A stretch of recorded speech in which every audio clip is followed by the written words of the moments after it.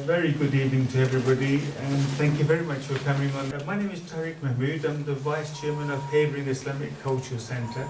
So a very warm welcome to you. And today is part of National Interfaith Week, running from 10th to the 17th of November. So we're bang in the middle of Interfaith Week, time to build bridges, build friendships, and build cooperations. And the topic today is our houses of worship, so we can learn about each other's places of worship and houses of worship, where we get together, congregate and pray, and learn our similarities and learn a little bit about each other. So first of all, if anybody needs a bathroom, ladies' bathrooms down at that side and the men's bathrooms down there. And fire exits, there's one at the rear and one main one at the front. There will be food, all vegetarian food at about 8:30, 8:45. We'll eat together later and then have questions at the end. So first of all, I'll introduce Pastor Peter. He's come all the way from Raynham to talk to us about houses of worship. So up to 15 minutes, up to 15 minutes. That's right. We aim to finish about 8:30. 9:30. Sorry. Apologies, 9:30-ish. And we started a bit late today. By Asian standards, we're early, but by British standards, we started late. I'll make sure I don't use 15. Apologies for that. I'll make sure I don't use 15. Hi, good evening all. Good evening. I think it's interesting that we can meet together and talk about house of prayer. One of the things is that we will learn, understand all what it's all about. I want to talk about house of prayer from the Christian concept. Sorry, house of place of worship. Places of worship. Places of worship. Worship is the title. Same thing? Yes, from the Christian concept. And from the beginning, in Genesis, from the Bible, I want to start by defining what is a place of worship. In Christian, we believe it's a place, number one, where God is worshipped in good. A place where brethren meet together to worship God. It's a place that is consecrated to God. And that would take me get into three areas. What is place of worship, what is happening there, and what is it today? So from the book of Genesis, in oh my God, my friend, can you help me? I will read some few verses. Can you help me with my Bible? Genesis chapter 12, verse 7. In Genesis chapter 12, verse 7, it started with Abraham. And the place of worship was regarded as an altar of God.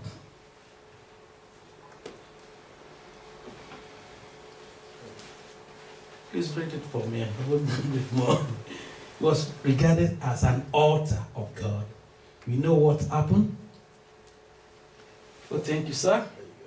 It says, then the Lord appeared unto Abraham, not even when it was Abraham, before his name was changed to Abraham, and said, to your descendants, I will give you this land.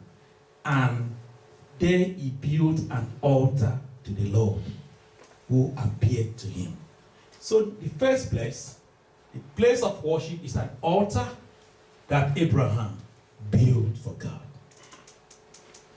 After that, Noah, I won't go into the scripture, Noah also built an altar to God,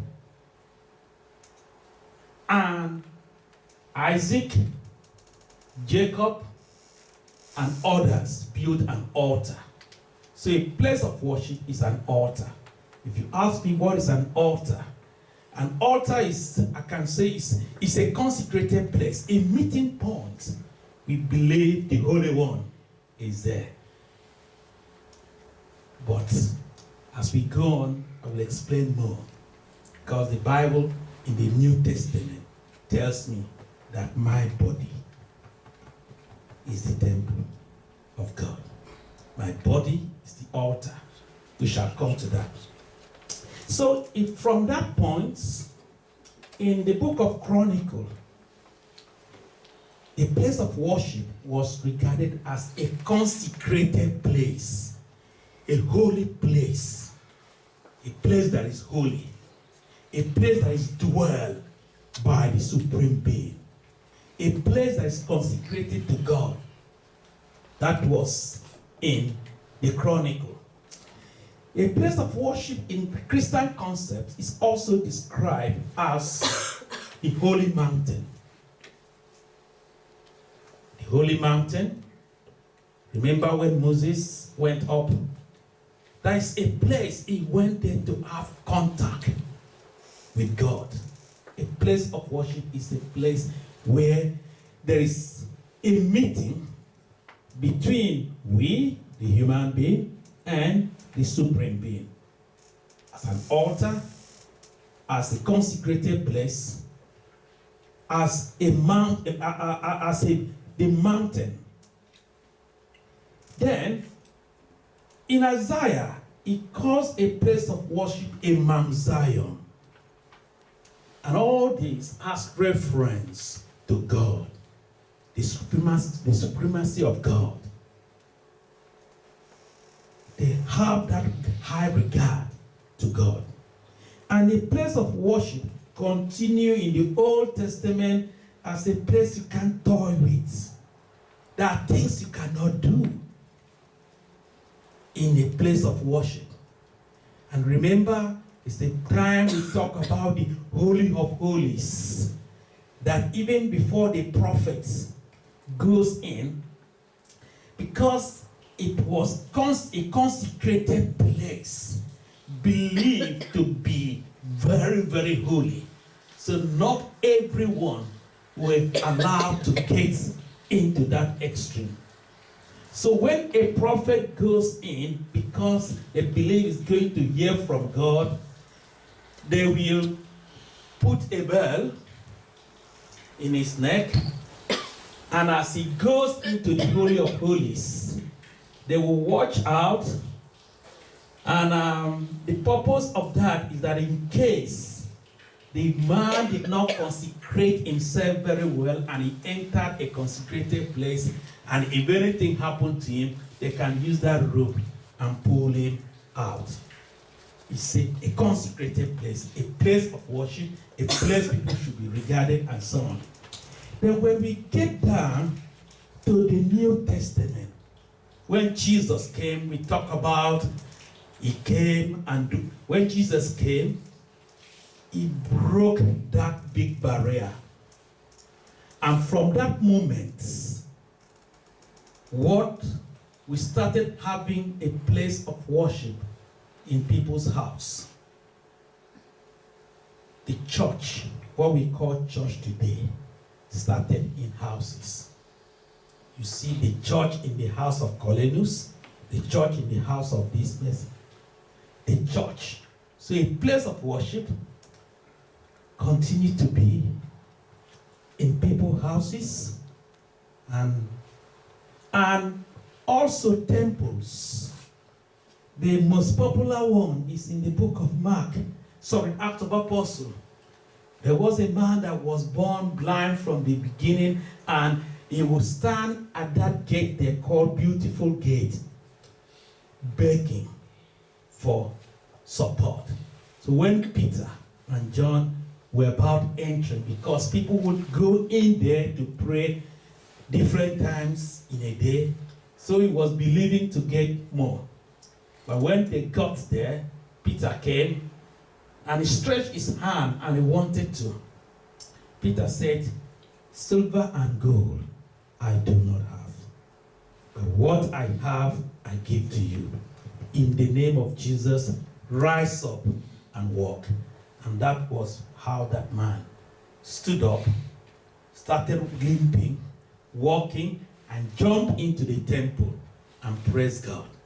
So a place of worship is temple, also regarded as temple.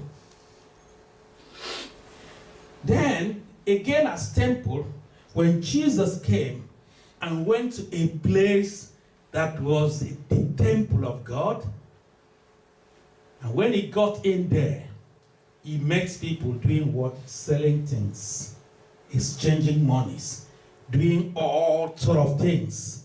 So Jesus, he said, this, my Father's house, is a house of prayer. And what did he do? He carried their table, turned it upside down, that this should not be happening.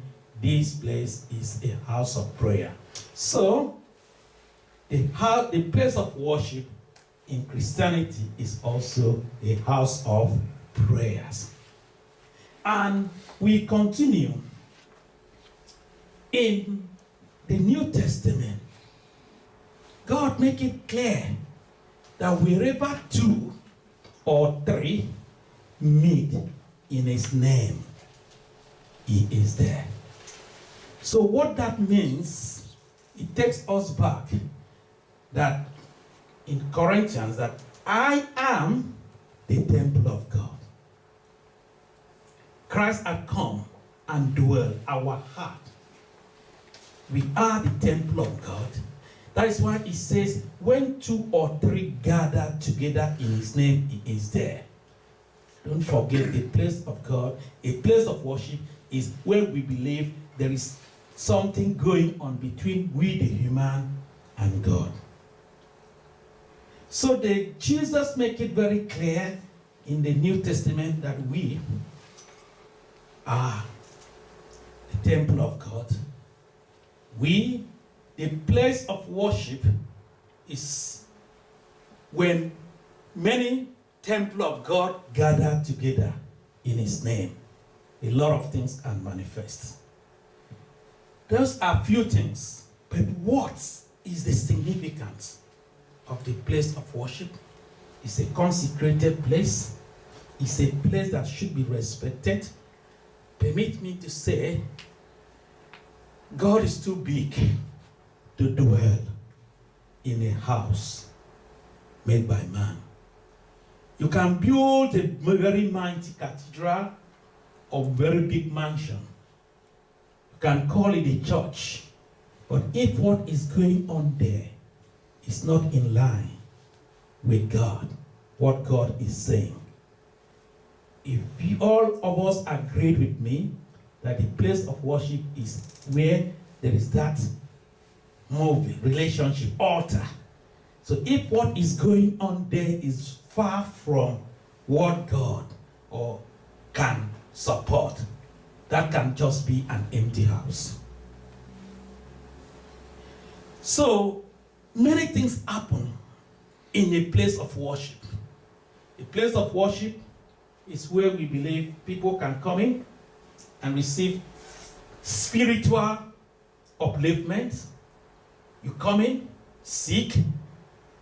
When 2 people meet together and pray, and God is there, and whatever prayer is prayed, God is the one that answers prayer. He can lift up. A place of worship is also a place that you care for people. You can see many things going on. I can stand and say comfortably with a food bank, and I know that the dignities that have been revived. I know life that have been saved. I'm talking of physical death that could have died. So a place of worship is where people come in and receive help. A place of worship is where people come in and be supported. A place of worship is when people come in, no matter what happened, God can support. No wonder when David wanted to build a temple, God said, no, because your hands had been stained with blood, I don't want you to build a temple for me. That goes back, a place of God is a consecrated place. That only your son, and he chose his son to build. And that his son, there is nothing Solomon used to build that temple that was his own. The Father had kept everything. He built it. But where I'm getting to, when Solomon dedicated that place, they prayed, no matter what is happening, when they come in here, let there be healing. If there are grief, when they come in here, let them be supported. Whatever the situation, when they come, God meet them at their point of need. So that is what I can say is a place of worship. So we may think,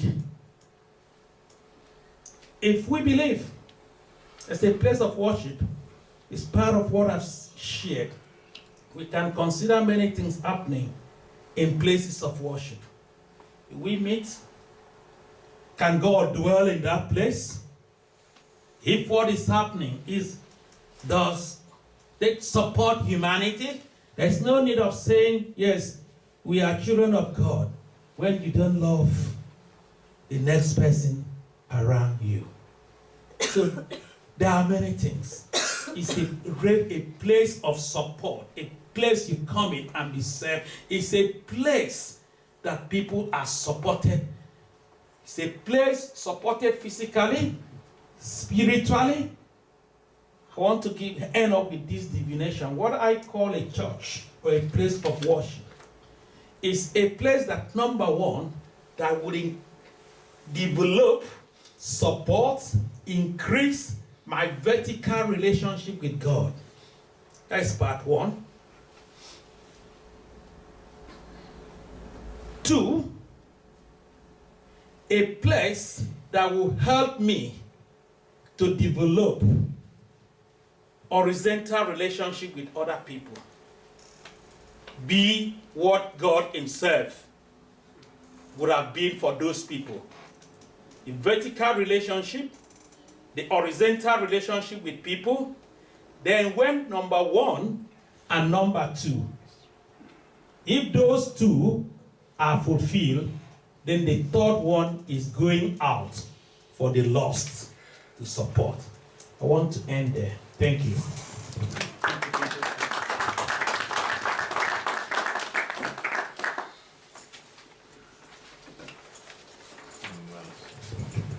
Thank you very much, Pastor Peter. Next, we thank you for the elucidation.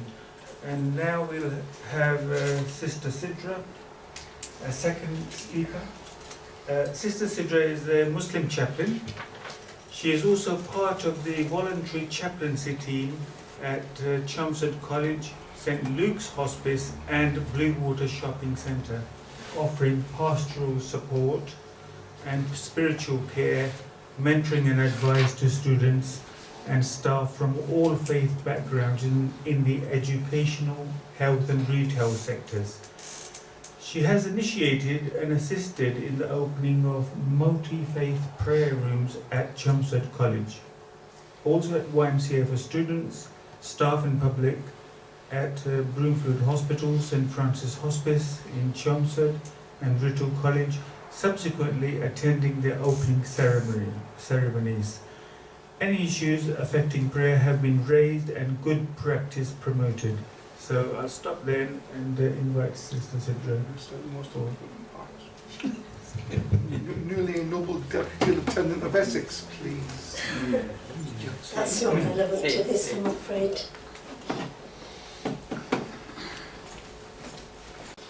Okay, welcome to National Interfaith Week, and the topic, our places of worship. With a Muslim's place of worship, it's actually called a mosque, so I'll be talking about mosque. And the command from God to pray in Islam actually came just before the Prophet Muhammad, peace be upon him, migrated to Medina. So the actual command to pray actually came in the last year in Mecca. That's where he was when the command to pray came. He went up to heaven, and it was there that God gave him the message. But unfortunately, at that time, he could not establish prayer in Mecca. There were too many people against him. There were people plotting to kill him. So he had to run away and go to Medina. And the first thing he did when he stepped foot into Medina was to build the first mosque. So I'm going to ask the Muslims if they can put their hand up and tell me what the very first name of the mosque was that he built. Brother Shahab. Kuba. Good. Masjid-e-Quba. And he called it a masjid. That is the original name for mosque, is masjid. Masjid comes from the root word sajda or sujood. Okay? And sajda and sujood means prostration. And a masjid is a place of prostration, basically. So there it is. That is the first mosque, although it didn't look like that at the time. It was first just started off with bricks and straw and things like that. And who can tell me what the very first thing happened in that mosque once it was built? Yes. The adhan. Good, well done. And it was actually Bilal. He was chosen.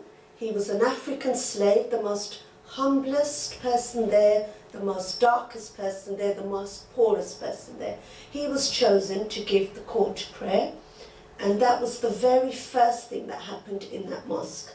So I'm going to put a little bit of the call to prayer on for you to listen to.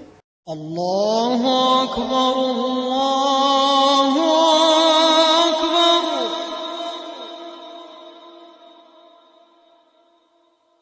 Allahu Akbar,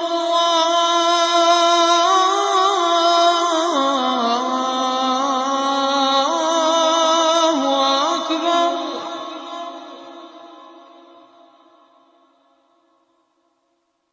أشهد أن لا إله إلا الله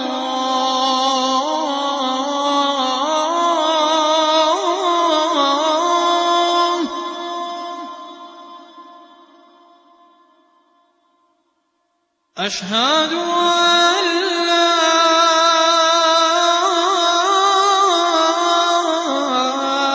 إله إلا الله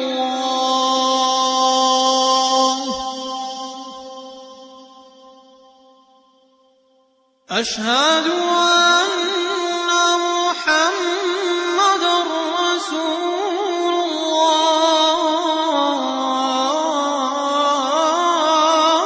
الله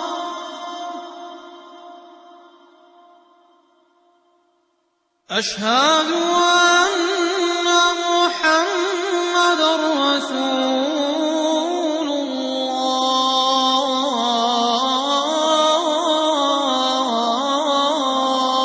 الله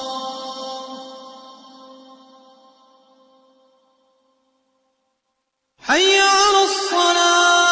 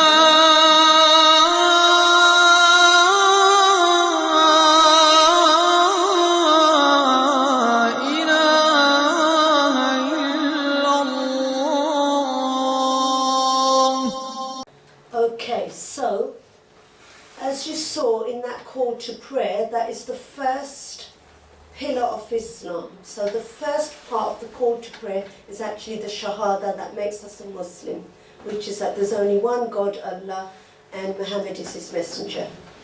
And then that call to prayer, one of the first things that had to be made in that mosque was actually a dome. The reason is that there were no loudspeakers, no loudspeaker system. And because there was no loudspeaker system, there was no electricity, a natural loudspeaker system needed to be made so that the call to prayer can echo around the whole mosque. And the dome of the mosque was the center of the mosque, and it was decorated in such a way as to keep into the etiquettes of Islam, which is there's no idolatry in Islam. So for that reason we don't have any pictures of any people or any gods and things like that, images within a mosque. So the dome was the centerpiece, as you can see, in the mosque, and all of this decoration then was put in there. A lot of mosques are blue because in the Middle East you get the blue stone, firoza. It's actually in Iraq, Iran as well. And I've got a piece of that stone here. This is actually a blue stone which they use in the Middle East, and a lot of mosques are actually blue. You get the blue mosque in Turkey as well. And then calligraphy was then the next thing. So first blue was invented first with the blue stone, and then calligraphy was added on, and it started off with the Shahada around the dome, and then it ended up with verses of the Quran in Arabic. And calligraphy was actually invented by Muslims. The pen was invented by Muslims. So the pen was used to do fat and thin as the Arabic writing was added on. And like I said, it started off with the Shahada, and then the ayahs of the Quran went up later. And then floral was mixed with calligraphy. So floral design was then mixed with calligraphy. And then it went to the outsides of the mosque later as money came into the Muslim lands. So first, like I said, the center was the dome in the middle where the adhan happened. And then on the outside, all the flowery patterns and the calligraphy. As you can see, there's the Shahada there on the door of the mosque, and flowery patterns only. And then, because of the need of decorating the mosque without images, other things were invented. Does anybody know what else was invented in Islam which then went into the mosques as designs? Any ideas? Geometry, good. Geometry is the answer I'm looking for. Tabit bin Qura, first to discover algebra that can be then used to solve geometrical problems. Abu al-Wafa wrote a 10th century book utilizing algebra to advance geometry into an exact simplified science. All of this has all got references there. So then that was the next advancement. So once geometry was invented, geometry was then used to first of all sort out the domes, decoration within the domes. There's all 3D geometry in there, absolutely beautiful.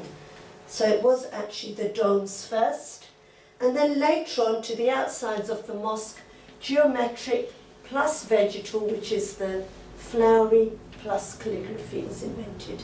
So now when you go to mosques in the Middle East, you will see all three.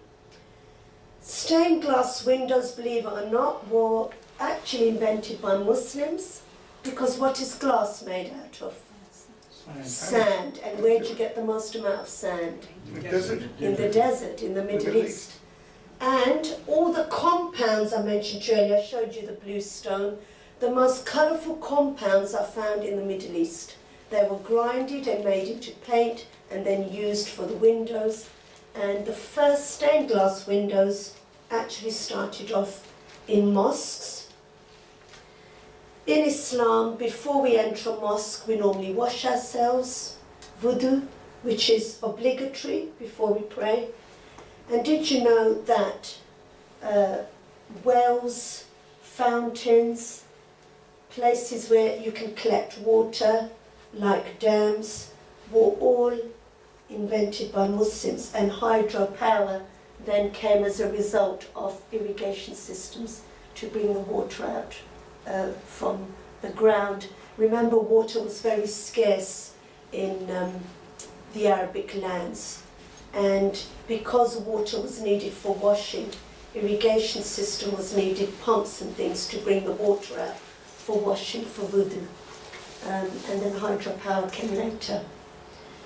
And then, because of the dusty sand, originally prayer mats were needed to put on top of the dusty. I explained right at the beginning, the very first mosque started off as sand and bricks and leaves. So the floor was very, very full of sand. So prayer mats were actually invented to put on top of the sand so that then people could pray on top of the sand. And carpets originated in Turkey, and prayer mats were used to cover the sand so that we wouldn't get sand in our hair. And then the next thing that needed to be done was nobody knew the direction of prayer. Where do we put the prayer mats? So astrolabes were invented by Muslims. We did a little bit about this actually when we did the astronomy lecture, so I'm not going to go to it in detail, but developed by Muslim astronomers, 8th century mathematician Muhammad al-Fazari, by introducing angular scales and adding circles indicating azimuths on the horizon. 10th century Abdul Rahman al-Sufi described 1,000 uses of astrolabes, which were used for astronomy, astrology, horoscopes, navigation, surveying, timekeeping. It was used also so that we know what time to pray. Muslims, did you know, invented clocks. There was a reason, because we're the ones who needed to know the exact times of praying, especially the Asr prayer. The Asr prayer is very important because that's the time when the angels are actually going up to God and telling God about all the deeds that you're doing. Prayer times and the direction, introduced to Europe in 1100 and became most popular astronomical instrument by 1650. Those astrolabes were then used to lay down the prayer mats within the mosques in a certain direction. And then the architecture was refined within a mosque. Did you know that Roman and Norman buildings used round arcs? These were adopted by Muslims, and pointed arches were then introduced into the Islamic world, and they were found to actually bear more weight and hence stronger. And did you know that the Gothic cathedrals across Europe used that same style for Muslims as well? And because of that, lots of pillars were introduced to lift up the huge, massive dome of the mosque as well. Other Islamic architectural methods include the rose window and ribbed vaulting. So here is actually the Prophet's Mosque in Medina, and you can see lots and lots of pillars and the arched, pointed arches as well. The other thing that was invented by Muslims as a result of mosques were actually chandeliers. They had the glass. Did you know that 3 of the prayers that we do are done in darkness? Isha, it's dark. Maghrib, it's dark because it's after sunset. And the sunrise prayer, Fajr, is before the sun rises. 3 of the prayers are done in the dark, and because of that, chandeliers were invented. They already had the glass, and the mosque was lit up with giant chandeliers. This mosque is actually in Spain, and there's a chandelier there as well. The other feature of a mosque is actually a mihrab, where an imam leads the prayer, and Muslims face the direction of Mecca to pray. So the imam would actually go in that little alcove there, and then everybody prays behind him. And some mosques have lots and lots of alcoves, so this is one that's got lots of those places, giant ones. So they got refined later.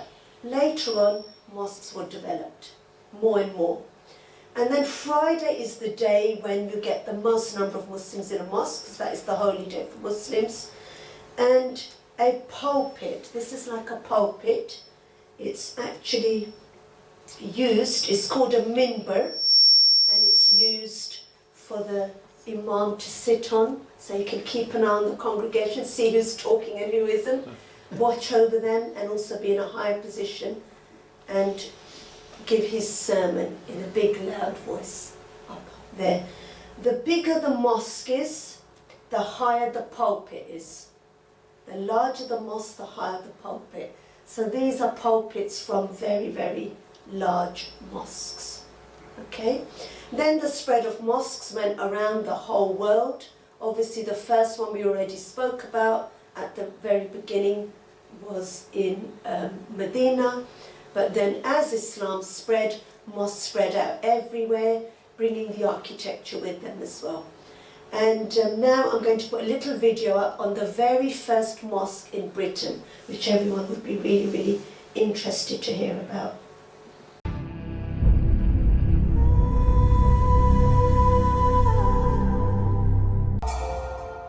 A century ago, Liverpool was a flourishing port, and Muslim sailors from India and the Far East would have been regular visitors. This rather faded terraced house in a Liverpool suburb is where this forgotten story of Islam begins. Although it doesn't look much now, in the 19th century, this was the first mosque in England. In 1889, the house was bought by a man named Abdullah Henry Quilliam. Quilliam was a Victorian gentleman, but he was also a Muslim convert. A religious innovator who fought to change preconceptions of Islam at a time when society found it frightening and alien. And it was here that he set about doing it. Against the odds, Quilliam established this not only as a mosque, but as a flourishing Muslim institute with its own printing press and an orphanage. It was the centre of Islam not just for Liverpool, but for the whole of Britain. Allahu Akbar, Allahu Akbar. It's an achievement that some Muslims believe holds the key to the future of British Islam. For me, Abdullah Quilliam really is a role model. He was so ahead of his times, as it were, that he is the blueprint in many respects for how we hope to continue in our communities. So just who was Abdullah Quilliam? And what did he do to try and shift the prejudices of a nation? William Henry Quilliam was born in 1856. He trained as a lawyer, and his religious upbringing was typical of many middle-class Victorians.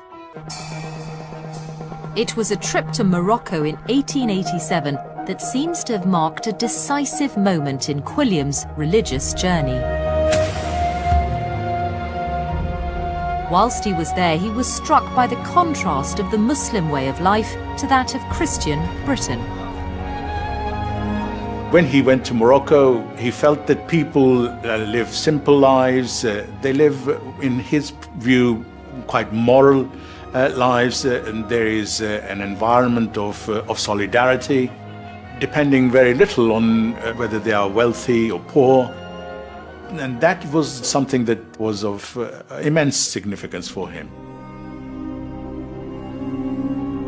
Quilliam returned to Liverpool, and a year later he left his Christian beliefs behind and converted to Islam. But it was a highly controversial decision. 2 years later, Quilliam opened his mosque. But this public display of devotion to Islam immediately put him on a collision course with both the Christian hierarchy and the people of Liverpool.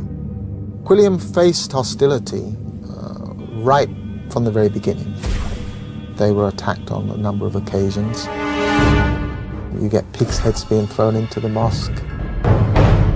They would congregate mobs outside the mosque who would start jeering. It raised hackles, there's no doubt about that. In the face of such opposition, the mosque seemed to have an uneasy future. Yet within 20 years, Quilliam had nearly 500 followers. He'd been made the official representative of Islam in Britain by the Sultan of the Ottoman Empire, and he was starting to play a central role in the civic life of Liverpool. So how exactly did he achieve this extraordinary transformation? Quilliam's genius was to analyse why Victorians despised Islam and begin to address their prejudice. And the best sources for studying exactly how he did this are his regular publications. They include a newspaper for Muslims called The Crescent, which gives an insight into how Quilliam increased Islam's credibility through lectures at the mosque. I think it's interesting to look at the topics of these lectures, because you might expect them to be religious and promoting Islam and from the Quran or whatever. But what we find is a lecture which says, with experiments, by Professor Nuhuddin Stevens, a science lecture, Sugar and Saccharines, by Professor Samuel Kleeman, PhD. Quilliam knew that one of the key criticisms against Islam was that it was narrow-minded. It didn't embrace the new scientific discoveries of the 19th century. These lectures met such criticisms head-on. So he's presenting Islam in a very rational way that's going to appeal, in a sense, to the new scientific consciousness of Victorian Britain. These events drew converts, and as numbers grew, so did Quilliam's profile. It wasn't long before the mosque was attracting important guests from abroad. In 1897, Queen Victoria held celebrations for her Diamond Jubilee. One of the visitors was a general from the Sultan of the Ottoman Empire, but he didn't just visit the Queen, he also made his way to Quilliam's mosque. It was recorded in the Crescent. Here is the main feature article of this particular edition, and I just love this. You know, I mean, here we are in the centre of Liverpool at Lime Street Station, and there's all these Muslim converts with their fairs and their flags, you know, receiving this very powerful figure. Such visits impressed the locals and gave Muslims the sense of being an important part of city life. And in the mosque, as converts straddled the social divides and clerks rubbed shoulders with explorers, it seemed that Islam was no longer an alien faith practiced only by foreign sailors. Quilliam's high-profile guests, his lectures, and the type of converts they drew seemed to have achieved the impossible. Islam was starting to be integrated into British society. But just as Quilliam was at the height of his success, everything changed. In June 1908, he and his eldest son left on what was supposed to be a 6-week trip to Istanbul. No one knows exactly why, but without any warning, they mysteriously disappeared. After some months, his youngest son, who stays behind, begins to dismantle everything that Abdullah Quilliam had created. The properties are sold, and effectively the Liverpool Muslim community comes to an end. With the disintegration of Quilliam's mosque, the outlook for Islam in Britain appeared uncertain. So that's very sad, but there is a happy story after that. First of all, this is the Crescent. These are still out in journals nowadays. This is the magazine that they were talking about. Does anybody know what the second mosque was called that opened in Britain? Wasn't the one in Woking? That's the one, yeah, brilliant. So there were actually 2 reverts who used to go to the mosque in Liverpool, and then they opened up a mosque in Woking, and that's still there today. And that brings me to the end. These are the 2 books which were quoted in some of my slides at the beginning, where I spoke about the inventions that took place within mosques, in the structural inventions within mosques. So Muslim heritage in our world and early Islamic civilization, if anyone wants to have a look at them afterwards.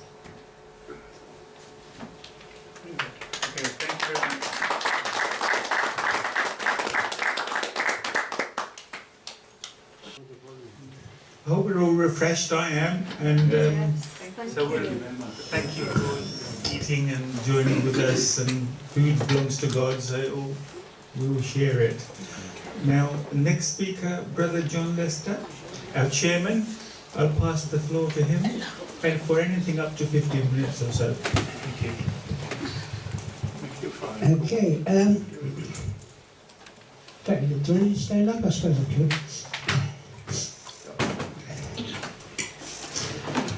Baha'is, of course, say prayers every day, so in a sense a house of worship is anywhere where you say a prayer, which makes your home a house of worship. And since work in the service of humanity is worship, technically anywhere is worship if you're doing your job in the correct fashion. The Baha'i house of worship is called a Mashrikal Azkar, which is an Arabic word meaning dawning place of the mention of God. Its purpose is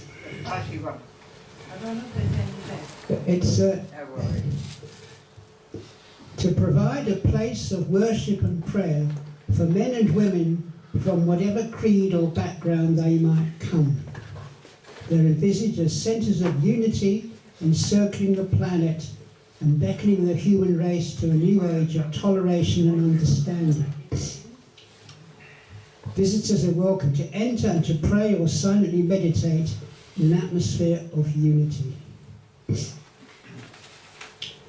So that is the house of worship, the temple part of the Mashrikal Azkar. Whole purpose is oneness, bringing people together.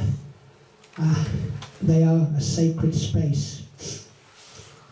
They are dedicated to the oneness of the worship of God, to the oneness of His prophets, and to the oneness of all mankind.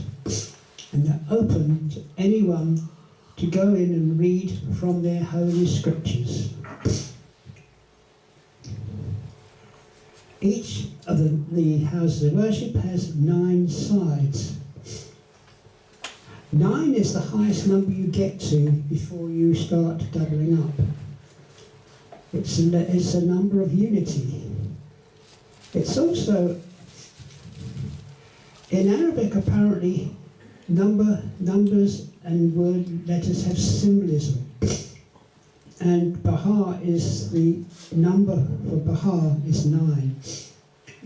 So that's one reason, another reason why they have 9 sides. There used to be a thought amongst Baha'is that it represented 9 religions that we accepted, but I have looked carefully and I have not found that delineated.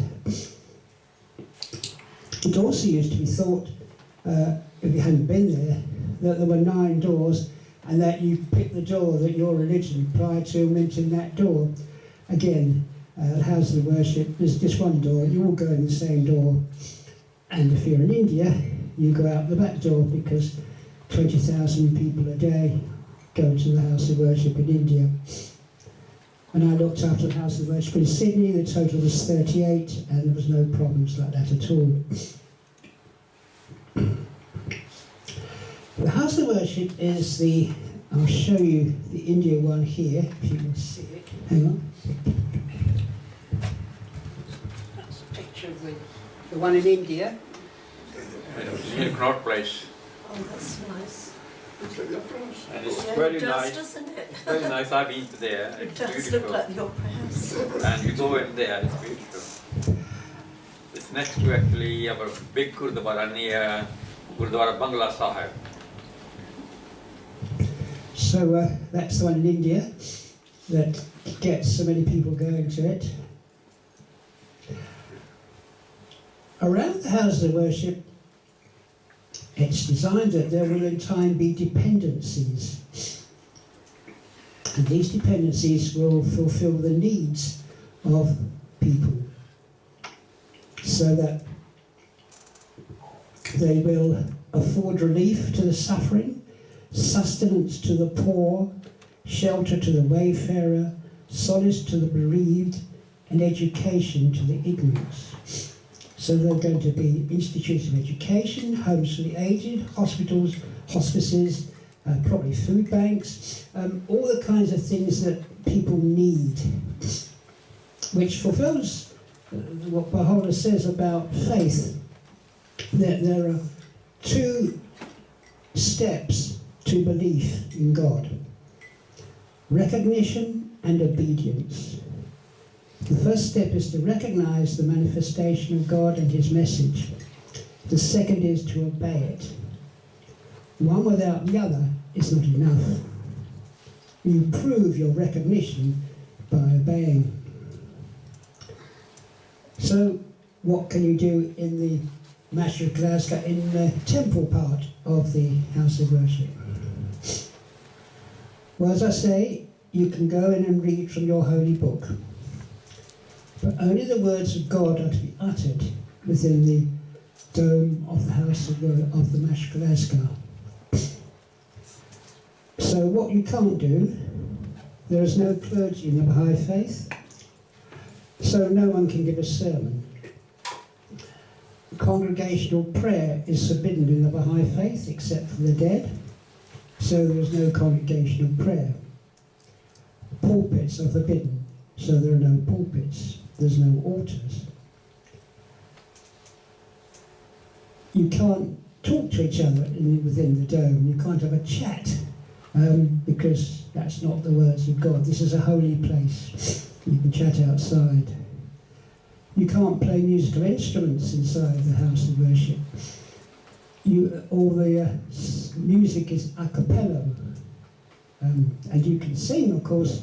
Could you do Handel's Messiah inside a house of worship? Well, you could, as long as you didn't have the instruments, because Handel's Messiah is based on biblical text. They're designed to fit in with the culture in which they are. You saw the Indian one, which is in the form of a lotus flower, which is clearly part of the culture of India. This one here, I don't know if you can see this. I thought that was strange when I saw it. I thought that looked most peculiar. That's in Chile.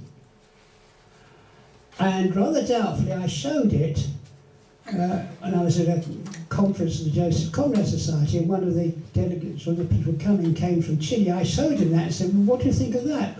Oh, he said, that's perfect for Chile. So, yes, it's according to culture. And if that looks strange to us, it looks perfect if you're in Chile, which is where it is. We have others, these are smaller pictures, in Wilmette, Illinois, outside Chicago, in Frankfurt, in Samoa, in Panama, in Kampala and Sydney. All 9 sides, all the dome. Again, part of the culture. If you go into the house of worship in India, you take your shoes off because that's part of the culture when you enter a holy building. If you go into the house of worship in America or Germany or Sydney, you don't, because that's not the culture. So, taking one's shoes off before going into a Bahai house of worship is not a Bahai law. You obey it because of the culture of the country in that case. So far we've had, I've lost count now, about 10. There's one per continent at the moment. The first one was opened in Ashgabat in Turkmenistan in about just the early years of the century. Turkmenistan came under the Soviet Union, and in time the house of worship was commandeered by the Soviet authorities and turned into an anti-religious museum. It was hit by an earthquake and had to be pulled down in the 1960s. So that one, the fate of that one was not very good. We do expect to build it up again in the same spot sometime later. The second one, where the stone was laid by Abdul Baha'u'llah in Wilmette, Illinois. Wilmette's just a suburb of Chicago. And there's a story about that. There was an old, well, I think she was old, but there was a lady who desperately wanted to do something. and she found an old stone on a building site that had been thrown away, and she lugged this in a wheelbarrow to the site of the house of worship, and it formed the cornerstone of the house of worship. There's a biblical text about the stone that the builders rejected would be the part of the temple.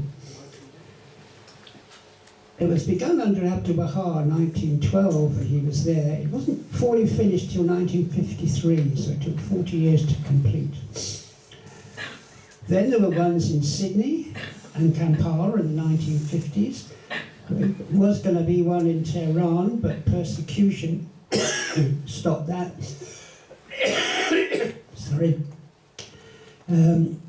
The building we had there for a local centre was knocked down, and they certainly would have knocked down any house of worship.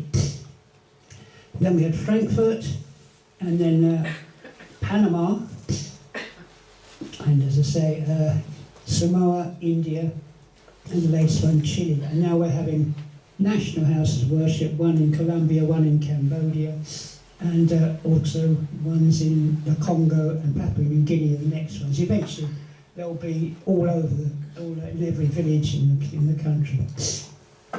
So that's what a house of worship, how Mashriq al-Asghar is. It's open to anyone. There are no sermons, there is no congregational prayer, there is no music from instruments. They're dedicated to everybody, they're open to everyone to go in and read from their holy book. You want to read from the Bible, or the Quran, or whatever your holy book is, that's what you do in there. But we don't want your interpretation of it, just the word of God. Thank you very much, John. Ladies and gentlemen, we'll move on to Brother Lee and welcome him to the floor. Thank you. Thank you. I will just refer you to almost everything that Pastor Peter said, and I'll just give you an extra couple of paragraphs. I'll save us some time. To add to what Pastor Peter said, in our tradition, the place where Noah, Abraham, Isaac, Jacob all built an altar was exactly the same place. And it is on that place where King Solomon's temple was built. That having always been considered a place of holiness. But the synagogue as we know it today is a very modern invention. It is certainly post-Talmudic, so it's probably maybe 1,300 years old, maybe a bit more, not much. Not much more than that. And the reason for that is quite simple. That up until that time, there was always the temple in Jerusalem, and that sufficed. It was only in exile that the rabbis realized there was a need for somewhere for the people to congregate, to pray.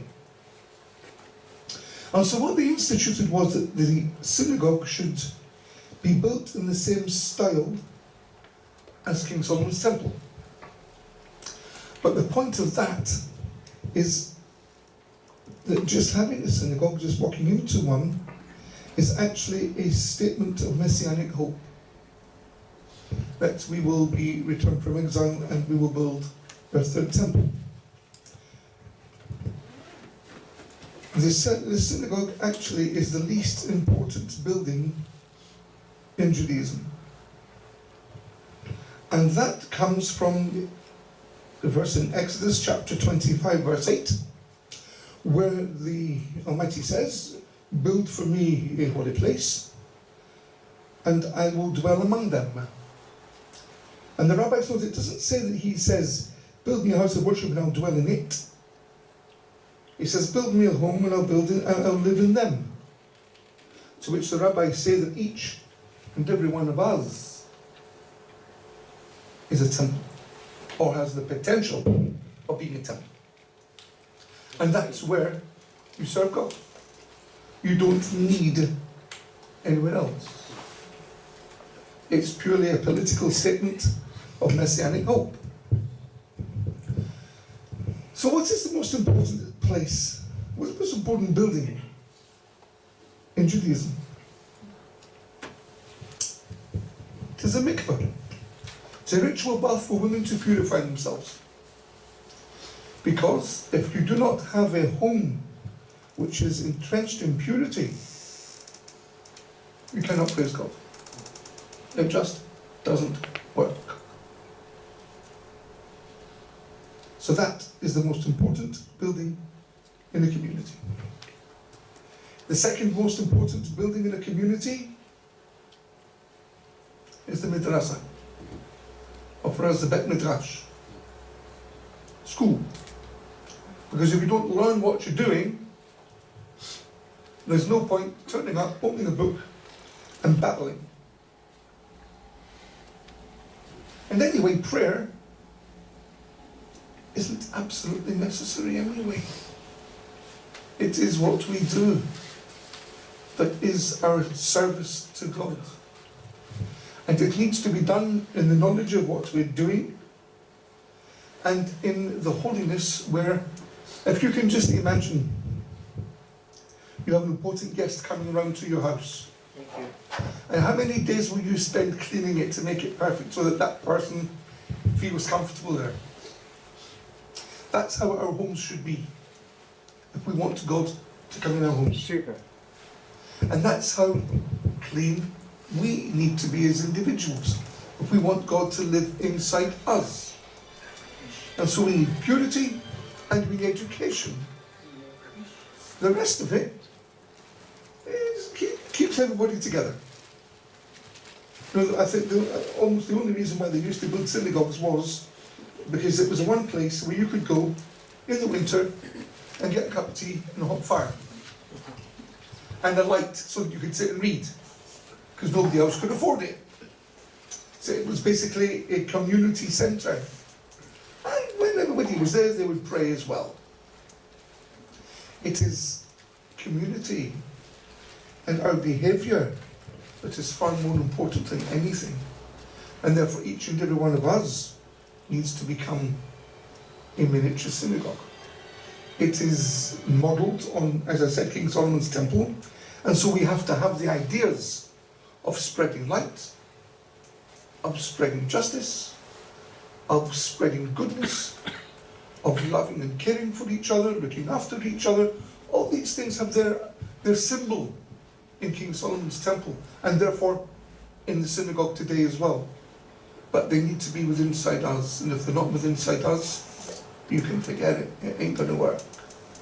Hence, Jesus has a little bit of a problem going into the temple, and he finds immorality and corruption and goodness knows what's going on, because people are just not, they're not holding tight. They're not holding on to what they ought to be doing, and they're just letting go. So, where is the house of worship? It's in inside each and every one. It's the old story. The teacher once said to his class, "Where's God?" And everyone went, "He's everywhere." Where is he? He's everywhere, sir. God is everywhere. If he's not inside there, he isn't anywhere. This is the house of worship. This is where we need to have the purity and the knowledge and the desire to serve God.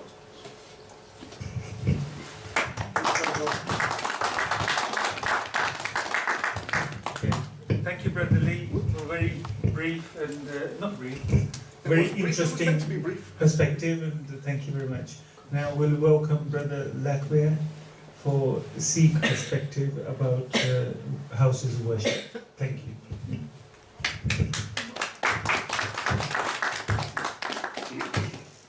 Welcome to everybody.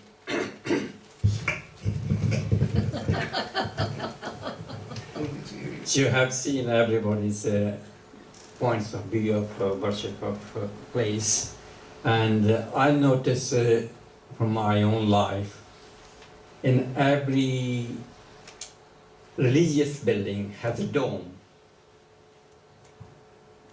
Why is dome? Why not triangle or rectangle? Okay, sometime in some countries they haven't got permission for the dome. Dome means it's been pointing on one point is all the time. It's me, God is one. Where the worship, making a mosque, on the mosque, the dome, on the temple, the dome, and Gurdwara, the dome, they're always pointing on one point. It signifies that God is one. Okay, now we have a bus meaning Gurdwara. In Sikhism, we call Gurdwara, right? Gurdwara means Guru's threshold.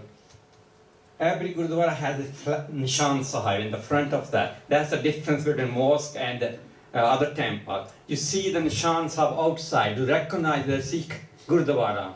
Nishan Sahib is like a flag, which is a saffron color outside. You can recognize from a distance, oh, this is a Sikh Gurdwara, a Sikh temple.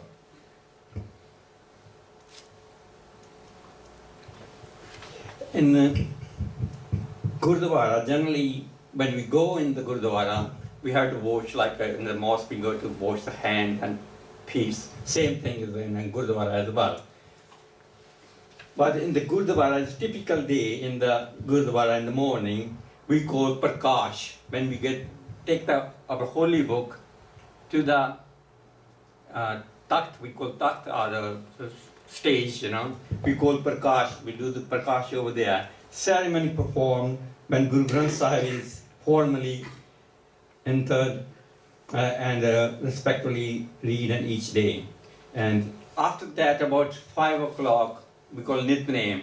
We read 5 banis, which is Japji Sahib, Jap Sahib, Shabd Jare, Chaupe Sahib, and Anand Sahib. There's 5, which take about 1 hour 15 minutes every day in the morning. After that, we have a kirtan, which is a hymn sings by the Gyanis, or Pais, we call priest. After that, we have a morning prayer, which is called Ardas. We call Ardas, right?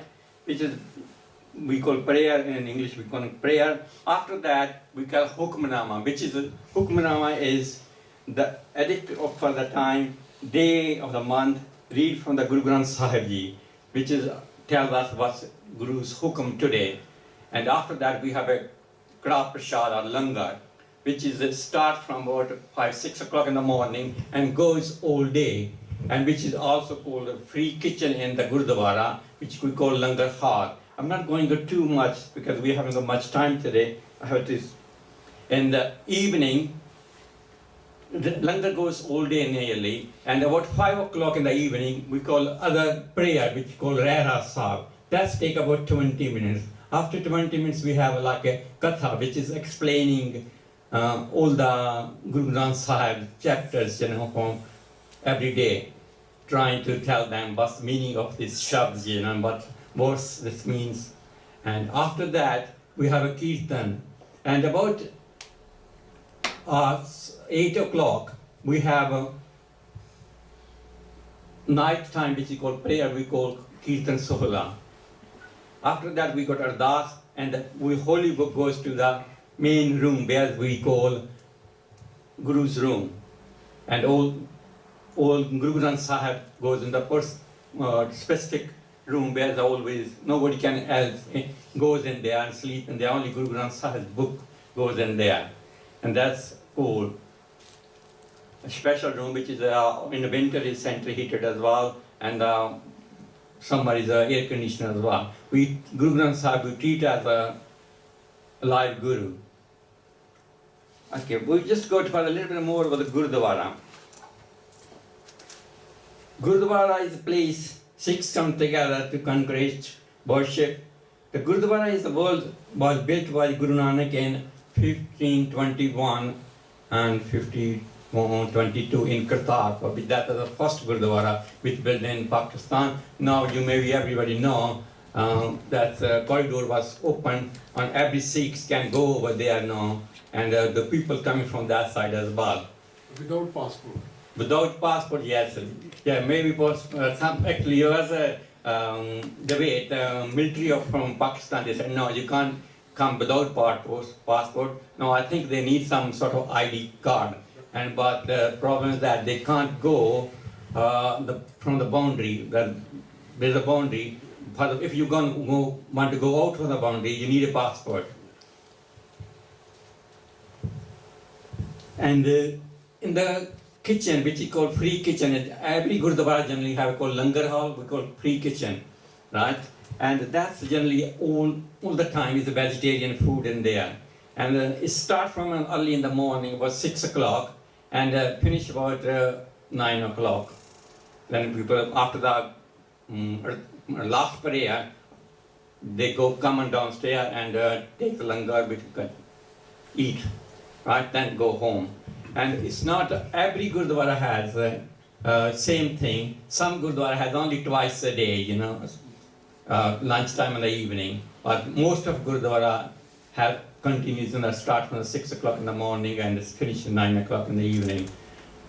And that kitchen was started by our first Guru, Guru Nanak Dev Ji, and that means the langar of free community kitchen is a hallmark of the Sikh faith. It was established by the first Guru Nanak Dev Ji around the year of 1481.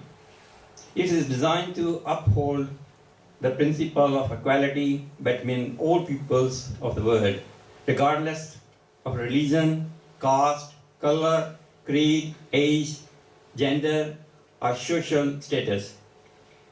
To the eliminate of the extreme poverty in the world and to the bring about the worth, caring communities, in addition of this ideal of equality, the tradition of langar express the ethnic and sharing community inclusive of and oneness of all humankind. The light of God is all in all hearts. Guru Granth Sahib, page number 282, he said, Man mandar tan veslandar khat kati tirthnava. He was saying that God is in here, not in the somewhere else, you know. But it's everywhere, but it's real, you have to find in your own heart. It's in our holy book, page number 282. And I'm just going to very briefly, and beside the langar attachment of Gurdwara, there's an impossible open air langar. Sometimes, you know, when you have festival like any Gurpur, we have tents outside, and we have community, all the sangat, all the people coming up there. We have a big tents outside, and that's why we provide the langar on there. And in the end of the day, the Guru Nanak said, we all are equal. It's a no caste, nothing, but we are equal. The Gurdwara is for everybody. Anybody can go in there, and it's for everybody. Thank you very much.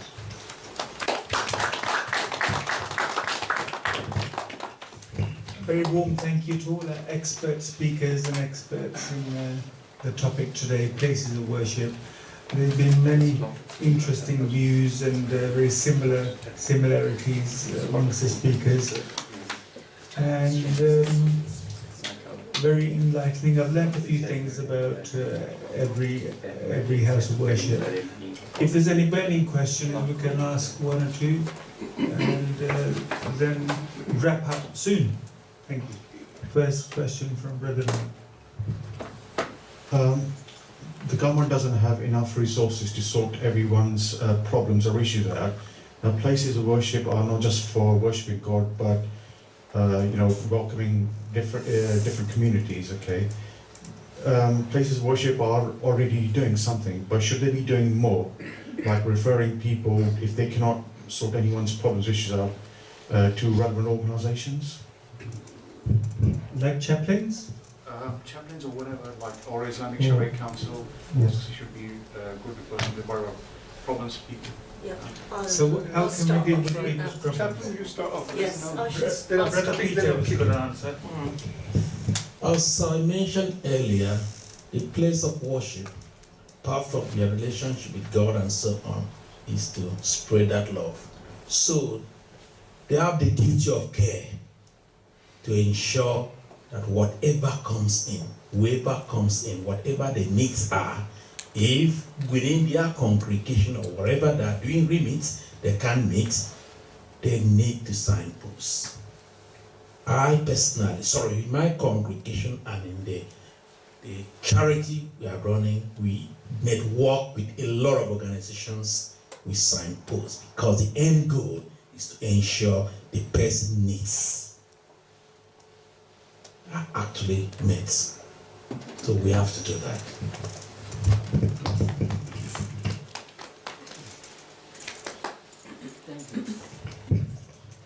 Okay, in terms of mosques, first of all, I find that the mosques in the city in London are a lot more advanced than the mosques in the suburban areas like here. So, for example, I've done talks recently on parenting. I did one on youths and knife crime and all of that kind of stuff, drugs and gang culture. And there must have been over 100 people in the audience. So I find that when I go to London and I give talks, which includes not just talks for Muslims but non-Muslims as well, there's a lot more people there. And what I'm finding in suburban areas is that we're actually 10 years behind London because the mosques are newer and they're still sort of finding their feet. We will get there in the end, but at the moment I find that city mosques are far ahead of suburban areas because I do go to other mosques a lot, especially nowadays. I'm being invited to lots of mosques in city areas and I find the audience much, much more bigger and more interested.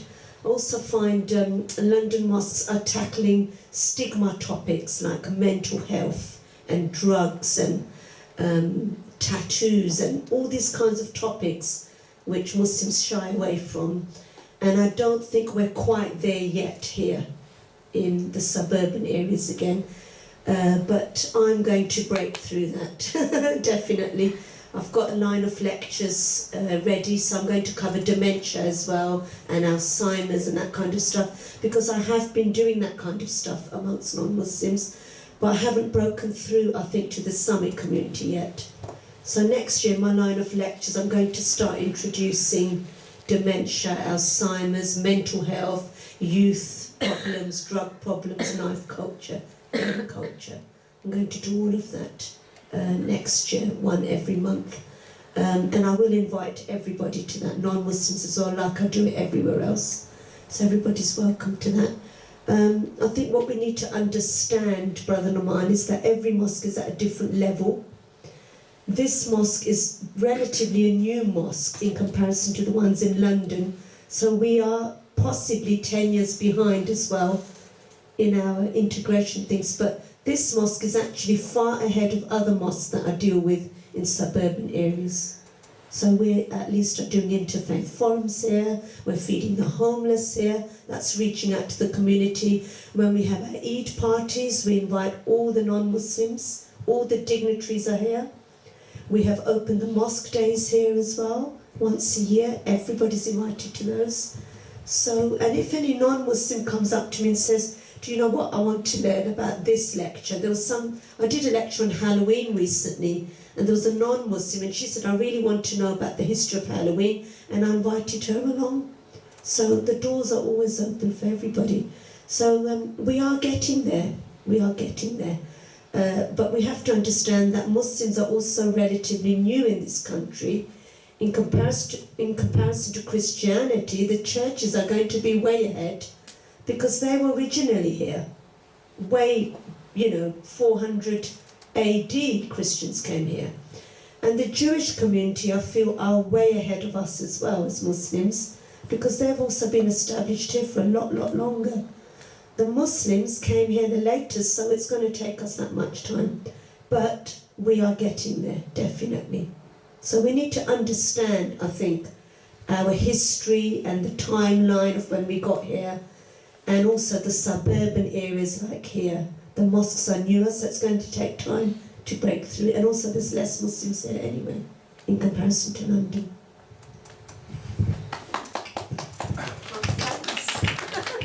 I didn't realise realised we were clapping afterwards.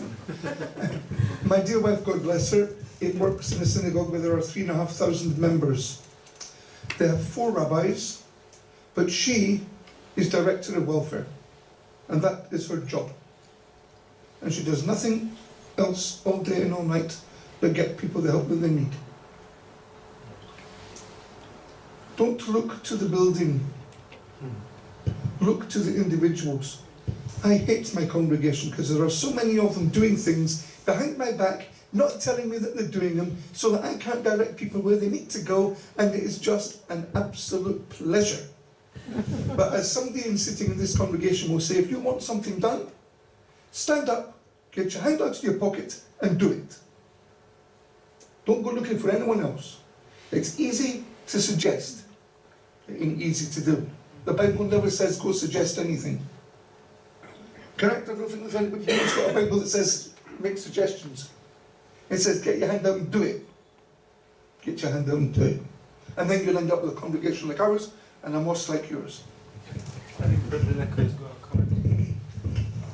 Where I go generally is number 400 High Street Gurdwara. We have one day free lawyers coming over, a solicitor comes up, he helps them, and the social service ladies comes in there. Also immigration people come in there to help them. Any kind of this help, they try to help them. Any type of form to fill, they need it, anything like that, clothing, anything like they need it, they provide actually. If you go to 400 High Street Gurdwara, it's called Gurdwara Karmsar, there's a list of everything, who comes what time, and even also is marriage, arranged marriage thing is coming over there, what called matrimony? Yeah, they are as well. Yeah, they are always there as well. It says time written on there. You can go, you can get all this kind of this help over there. Free lawyer, free social service, to fill all the forms, anything like that.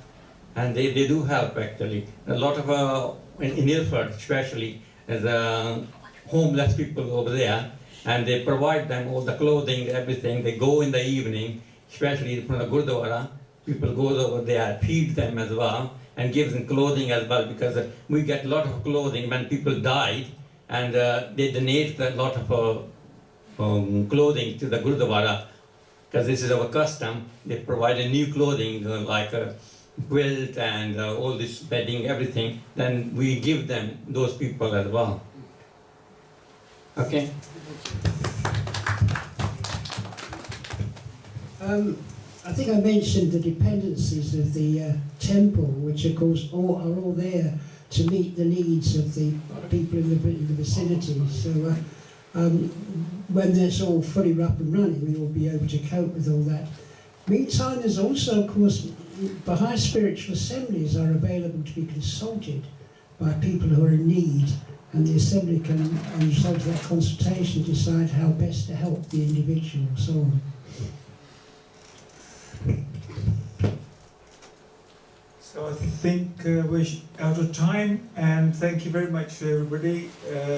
We're a little bit behind time. By Asian standards, we're early, but we'll close the meeting today. Our religions are very similar. And thank you very much to the panel, and thank you to everybody for coming. Have a safe journey home.